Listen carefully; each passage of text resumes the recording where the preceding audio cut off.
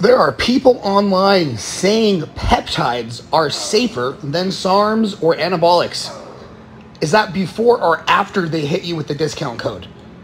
I don't know how peptides could be quote unquote safer when the vast majority of peptides sold on research sites have never been tested long term on any human being. So there's no way to know whether they're safer or not since there's no data on it. And here's the bottom line. None of that works half as good as a bottle of test, period. Why is it that doing bicep work before my back work doesn't affect my back training? My back still always fails first. That is because the biceps are a synergist in most pulling movements and not a prime mover.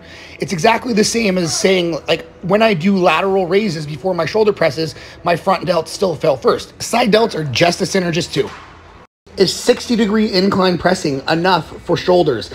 I'm going to assume that you're not asking me if that's the only shoulder exercise that you have to do, and that you're asking me if that incline is steep enough to bias the front delts. And my answer is yes, unequivocally. However, if you can do more upright and not have it affect your range of motion, you can probably get even more of a front delt bias and less upper chest. Personally, I purposely do 60-degree upright pressing because it brings in a little bit more upper chest than more upright versions, and because I don't hit myself in the face when I do it. Why do all of her red flags disappear when I see thick thighs? Please help. I have no idea, man. Personally, like, I think that you should lose your ability to get hard if you hear a credit score under 700. Like, that should just be a deal breaker. You should be sitting there, you're going, starting foreplay, and all you're thinking about is crippling debt and never being able to qualify for a home loan, and you just shouldn't be able to get the job done. What do I lose by switching from deadlifts to RDLs too early in a training career? So in general, whenever you make these so-called SFR improvements before you need them, you are lowering the fatigue, but you are also significantly lowering the stimulus. So what happens is that you just progress slower. In my first 6 months of training, I squatted 405 for reps, that's 180 plus kilos. I deadlifted 455 for reps, that's 200 plus kilos. And I bench pressed 250 pounds, 4 reps, which is like 110 kilos. A lot of you aren't there after 5 years, let alone 6 months. Now, of course, some people will try to say that I have like some sort of great genetics for this shit, which is utter bull. If you go on the old starting strength forums and look at all the adult males that actually followed the program, which means they gained the weight, they did the program exactly as written, they added their 5 pounds per workout, they grinded out. My squat was better than average, but my bench and deadlift were worse than what the other adult males were doing. Some are wasting years. Does allowing protraction when doing rear delt flies give you a better stretch / stimulus? So yes, when doing rear delt stuff, one arm at a time, when you let your arm drag all the way across your body, which will cause some level of protraction, you will get a better stretch on your rear delt in my experience. Now, because you're getting scapular movement, that obviously is going to bring the scapular retractors like the traps and rhomboids into the movement.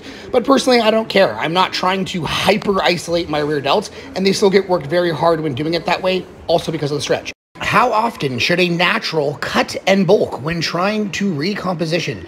I've literally answered some version of this question like 20 times in the Q&A, and I'm just not doing another long-winded version of this. So I'll put a link to the YouTube video that I made that answers this question specifically if you want the long-winded version. The short-winded version is that you're going to bulk until you reach your personal limit for fatness, which for men is probably realistically somewhere around 20%, and women probably realistically somewhere around 28%. And then you are going to cut until you have enough room for another 4 to 6 month bulk, however many pounds that is. What do you like and dislike about being an American citizen? Honestly, man, I'm this kind of person that has absolutely zero national pride whatsoever. I just don't care about stuff like this at all. I don't really consider like my personal likes and dislikes for being a citizen of a certain place. It's like, does the location in which I live facilitate good conditions to achieve my primary objectives in life? If the answer to that question is yes, then I stay there. If the answer to that question is no, I look at the most cost-effective place that I can move to have an environment that facilitates success in my main endeavors, and then I move. What would a basic skeleton outline for a solid upper-lower split look like in your opinion? Basically, DC training from Dante Trudel. It's like a chest press, a shoulder press, a tricep press, a row, a pull down, and that's your upper. And then lower is a bicep curl, a forearm curl, a calf raise, and a hamstring movement, either a leg curl or a deadlift. And then a quad movement, either a leg press or a squat. And you just rotate depending on which session that it is. So one session you're gonna do a deadlift and a leg press, and the other session you'll do a squat and a leg curl. I would probably add a side delt movement in there somewhere, but that's a good basic effective skeleton outline. How to progress when you start a training block from submax effort for hypertrophy. So first of all, I don't know why you would ask me this question. I don't use training blocks, and I definitely don't use submaximal training. So why ask me? But there's really only one way to progress. You have to add weight and reps. So the typical way that people who use submax training progress is that they will lower their RIR from week to week while adding weight and reps to produce progressive overload. That's the only way you can do it. How did you stumble upon your training to failure / low volume needs? Well, let me actually answer your question first. Everything in my training comes from almost 15 years of trial and error. I tried RIR training. I don't like it. It's not fun. And I get worse results and more overuse injuries from the added volume. Second, I don't do low volume, man. I average 14 sets of pressing a week. Would you take $50 million up front or have the influence of CBUM or Ronnie Coleman? Super easy for me. I do not want fame. I do not want influence. I do not want to be stopped when I'm walking around and asked for pictures and autographs. I'll take the $50 million every time and keep my privacy, which is priceless. Would you rather suck one dick 10 times or 10 different dicks once? Jesus Christ, man. This is what you really want to ask? I think I would go with one dick 10 times and roll the dice on that one. Maybe you learn what they like. You can make them come faster, get the whole thing over with sooner.